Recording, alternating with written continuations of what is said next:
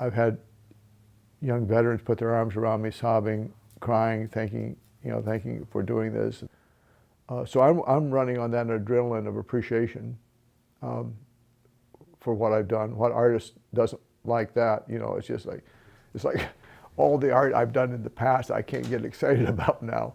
It's like this is, yeah, there's emotion to it, sure. Am I pandering to the emotion?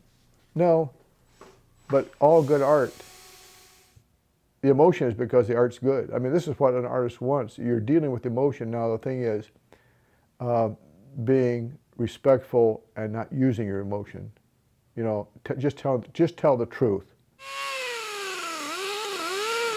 I started out as a painter, and then I went to graduate school. I had a minor in sculpture. Then my first teaching gig up in New Hampshire, they needed someone to teach sculpture and 3D design.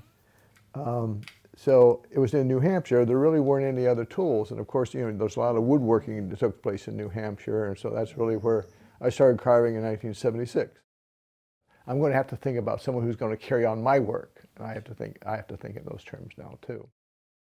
At some point, I probably will, from my deathbed, I'll say, do this and carve this and turn that, and don't wheel me out on a stretcher, and I can instruct people that way, probably. And this whole thing about the Wounded Warrior Dogs project is like a great blessing in the fourth quarter. Actually, it's probably the overtime of my life. I look at it like bonus time after having had a heart attack. Yeah. We're in a time in our culture when you can't talk about religion very much, and you can't talk about God, and you can't talk about faith.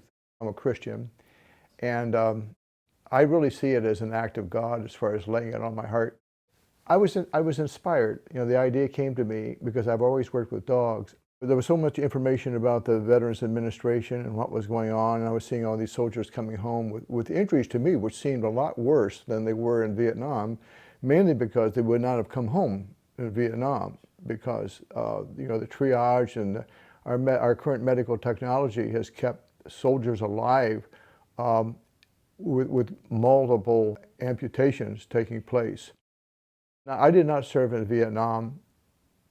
This is my payback. This is my payback for them, for my generation who did serve and their stories. And I would hear these stories. And so my first group of dogs was not about any specific dog or any existing dog or any real story. It was more of every dog, the military working dog, but it was really to tell the stories of the soldiers and the airmen and the Marines through their dogs and their sacrifice through their dogs. Well, what happened then is that once I made this group, I become involved with the whole dog community out there, military dog community, that I was not aware that they existed. And it was just like this. There was this explosion of interest. Some people were thinking that the original group was about the Wounded Warrior dog, about the dog itself. But no, it was more about the veteran through the dog. But then since then, it has become about the dog because of the interest that was there. And so it went from allegory, symbolism, to real stories. Now I'm talking the Canine War Stories series is about that bond. And to me, this is like between man and God, between dog and handler. There's this allegory, there's this parallel thing going on of complete dependence, fidelity, unconditional love. Come here. In the most dire situation, this will to survive between the two of them. And what I think is so poetic and so beautiful is this bond, this melding that takes place between the handler and the dog in dire straits, in the very difficult times.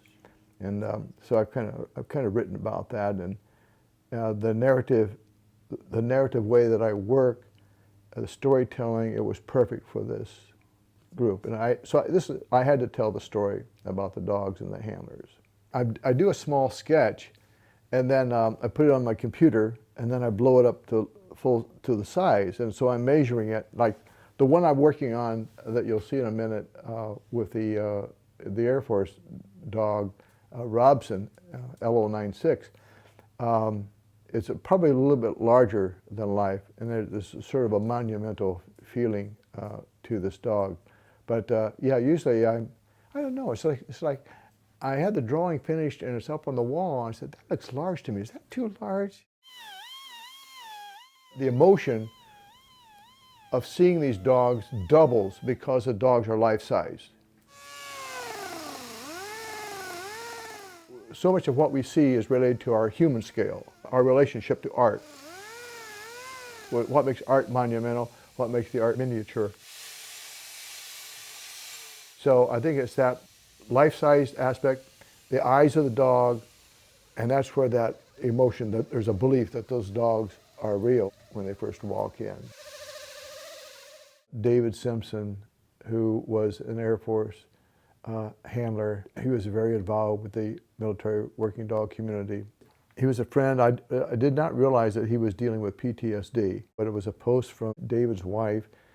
In 2017, David Simpson has taken his life. He's committed suicide. So that really struck me, that here was someone who's living and now he's not living, and even though I didn't know him that well, that affected me. And yet, so what about his friends and his wife and his family, his daughters and everything? And that cost, that's the tragedy. That's the tragedy. So I found out later on that he had suffering from pain from Lyme disease, and there were things that was going on, and it just, that's when his life ended. I'm inserting myself into the lives and the sorrow of real people, and families, and dare I do this? And how much am I willing to? How invested am I going to become with the emotions of other people? When you're doing the abstract, symbolic dogs, you can hold back. You're just doing these dogs, but now you have to talk to people who've had real losses, and be very judicious. Be very, is it okay, to insert myself into your emotion with this expression? Now I'm paying back and thanking these people one at a time. I can't do it for everybody. So David Simpson's story about David Simpson and Robbie has to symbolize other PTSD. I can't do it for everybody, but it's just like, okay, here's the one you should do. My voice, my mentor, speaking. This is the one you need to do and tell the story. She always gives a camera this submissive look. The work is not completed until the viewers and their stories show up and they relate to it.